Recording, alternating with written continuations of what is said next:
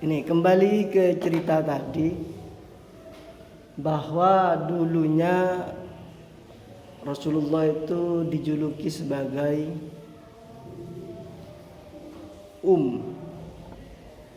atau orang yang tidak bisa baca tulis. Nabi Muhammad itu orang yang tak bisa baca dan nulis. Pernah dengar cerita ini tidak? Tak pernah. Makanya diturunkanlah sebuah surat dengan kata pertama yaitu Iqra. Ada makna tersirat sebenarnya yang dikisahkan kenapa Rasulullah itu tidak bisa membaca dan menulis. Ini termasuk rahasia ilahi. Kalau diinterpretasikan, alasan kuat kenapa Rasulullah itu tidak bisa membaca dan menulis ketika menerima wahyu, karena takut orang-orang Quraisy, orang-orang kafir menganggap bahwa Al-Quran itu adalah buatan Nabi Muhammad. Setuju tidak kalian?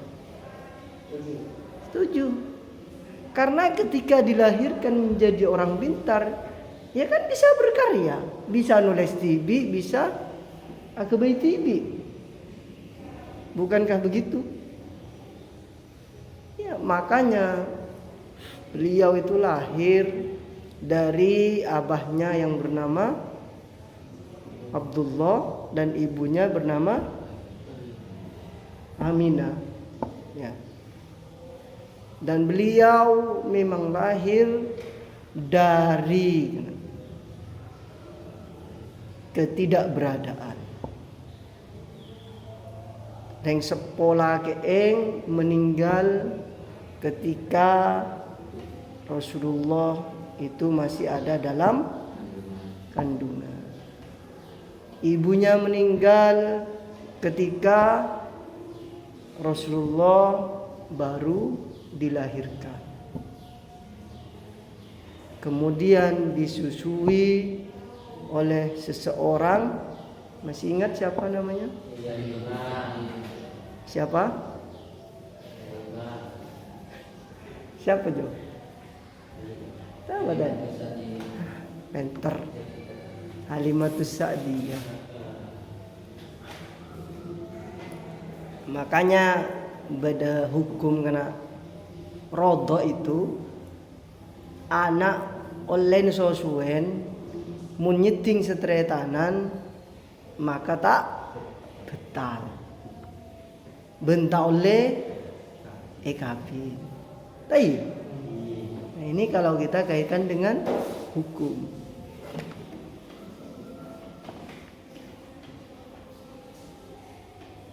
Maka pertama yang diturunkan adalah Iqra yang menandakan kita harus membaca.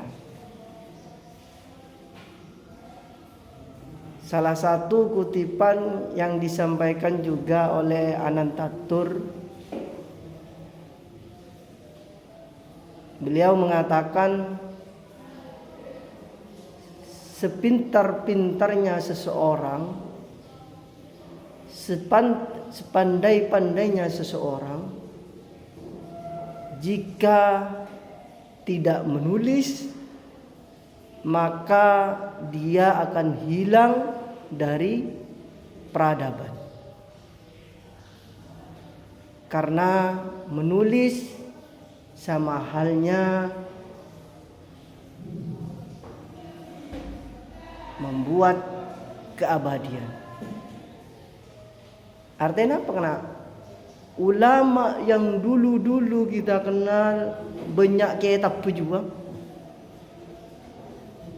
Dia ingin bermanfaat buat orang lain dan dia ingin juga dikenal,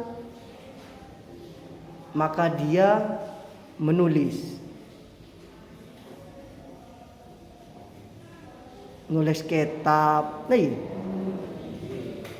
nulis kadang sejarah. Itu memang beliau. Makanya kalian jangan malas untuk membaca dan menulis. Kemarin saya mengajak di kelas ini menulis antologi puisi cuman beberapa, dan alhamdulillah sudah terbit SBN-nya. Memang ada niatan semoga terkabul nanti di acara wisuda ini kita launching buku antologi puisi. Di sini itu yang nulis siapa depan sini? Siti Nadifa. Kemudian agar kakak tingkat kalian itu sudah terbit bukunya, bahkan saya bawa ini sebagai inspirasi saja. Bapaknya ngomong doang kan, misalnya dia. Enggak, memang benar. Saya bawa, oh iya.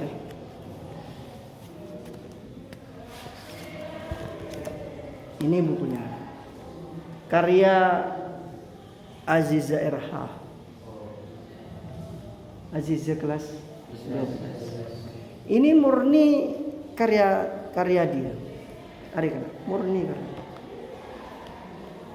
Selama beberapa hari dia menulis, modelnya seperti novel atau cerita, tapi bagus.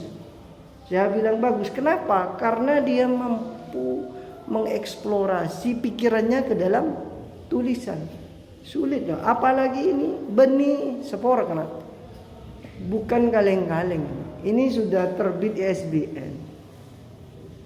ISBN ini berarti nanti kalian bisa cek sendiri bahwa buku ini original, asli, ben termuat di Perpus Nasional.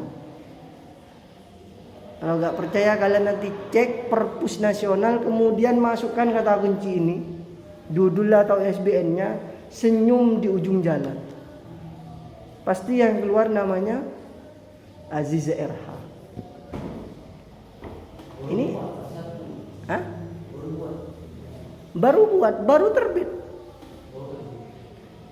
Rencana ini sebagai sampel saja, nanti akan diserahkan langsung oleh dia kepada pengasuh bahwa ini adalah karya fenomenal. Seorang siswa sudah mampu berkarya bahkan tembus di Perpusnas. Maksudnya benih kaleng-kaleng kan? Ini karya. Modelnya seperti ini. Tebalnya ya lumayan lah, 100 lebih halaman. Berapa halaman? Bukan 100, 217 halaman. Keren ya. Murni saya hanya sebagai pendamping saja.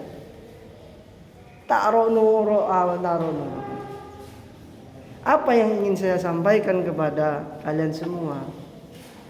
Saya mengajak, ayo potensi yang ada pada diri kalian itu dimaksimalkan.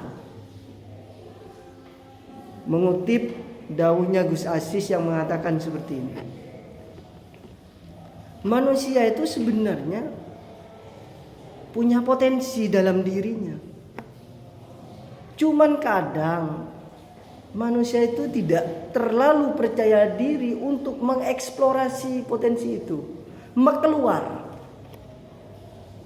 Tak pede. Oh, anak ini bakat misalnya dalam dunia editing, tapi untuk lo malu. Oh, anak ini bakat dalam dunia speaking misalnya, atau cak ngucak, ken lo malu. Lah ini yang menjadi hambatan. Makanya kalau kita mencoba berpikir itu jangan berpikir tentang kelemahan kita, melainkan berpikir tentang potensi yang ada pada diri kita.